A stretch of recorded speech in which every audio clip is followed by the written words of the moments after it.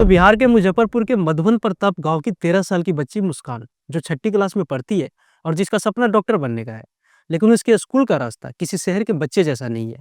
हर सुबह उसे अपनी किताबें हाथ में लेकर नदी पार करनी पड़ती है। गांव से स्कूल तक पहुंचने के लिए नाव ही एकमात्र रास्ता है। जब बीबीसी के रिपोर्टर ने उस बच्चे से बात की तो उसने बताया कि नाव हिलती है तो दिल धड़कता है, बस डर लगा रहता है कि कहीं गिर न जाऊं, पुल बनवा दीजिए। मुस्कान की ये बात सिर्फ उसकी अपनी नहीं बल्कि बिहार के हजारों बच्चों की कहानी है, जो स्कूल जाने के लिए अपनी जान जोखिम में डालते हैं। अगर कागज पे देखें तो बिहार सरकार ने 2025-26 के बजट में इतिहास रच दिया है। 61,000 करोड़ रुपए यानी पूरे राज्य के बजट का 21% हिस्सा सिर्फ शिक्षा के नाम पे दिया गया है, और यह राशि किसी भी अन्य क्षेत्र से ज्यादा है। लेकिन सवाल उठता है कि यह पैसा गया कहाँ। राज्य में अभी भी करीब 78,000 सरकारी स्कूलों में 16% स्कूलों के पास अपने खुद के बिल्डिंग्स नहीं है। लेकिन फिर ये पैसा कहाँ गया? अगर सीएजी की रिपोर्ट माने तो लगभग 49,000 यूटिलाइजेशन सर्टिफिकेट गायब है, जिसमें लगभग 70,877 करोड़ रुपए का हिसाब किताब था, जिसका मतलब है कि इतने अरबों रुपए के खर्च का कोई वैलिड प्रूफ नहीं है। इस वजह से ये पता लगाना मुश्किल हो गया है कि बिहार सरकार ने यह पैसा कहाँ और कैसे खर्च किया।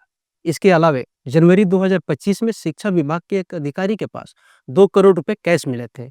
इसके अलावा कई भ्रष्टाचार के मामले सामने आए हैं, जो दिखाते हैं कि पैसा कहाँ जा रहा है। इतना बड़ा खर्च होने के बावजूद बिहार के स्कूल में बेसिक फैसिलिटीज जैसे टॉयलेट, लाइब्रेरी, बिजली और क्लासरूम्स तक नहीं है। 37% टीचर्स क्लास नहीं लेते।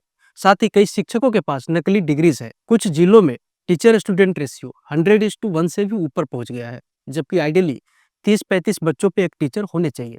24-25 की इकोनॉमिक सर्वे रिपोर्ट क्लास 9 से 12 के बीच छात्रों का ड्रॉप आउट रेट 26% दिखाती है।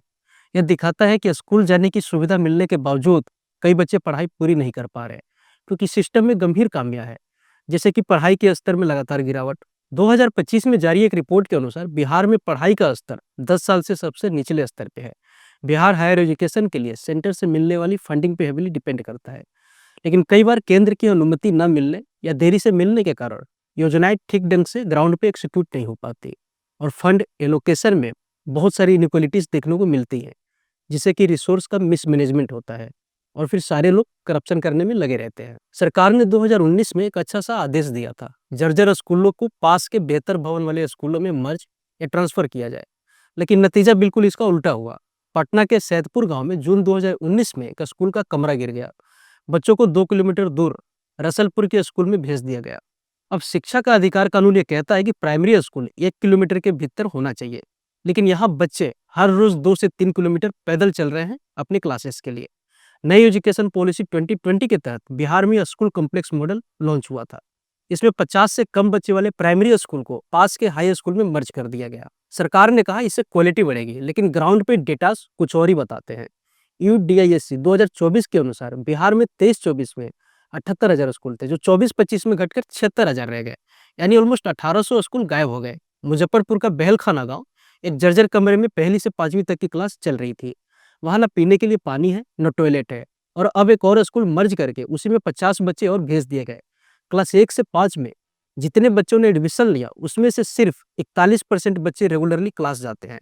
क्लास 6 से 8 में ये संख्या 36% है, और इंटर में तो सिर्फ 4% ऐसे छात्र हैं जो कॉलेज अटेंड करते हैं। अगर 10,000 बच्चे पहली क्लास में एडमिशन लेते हैं तो 5वीं तक आते आते देश भर में एवरेज 190 बच्चे स्कूल छोड़ देते हैं, जबकि बिहार में यह संख्या 290 है। और जब आप ये आंकड़े देखते हो तब आपको पता लगता है कि बिहार शिक्षा के मामले में कितना पीछे छूट गया है।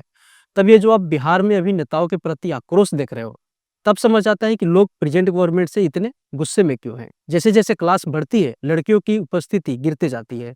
विमेन लिटरेसी 2024 तक सिर्फ 60% थी, जो नेशनल एवरेज जो हमारे देश की है वो 72% है, उससे काफी पीछे।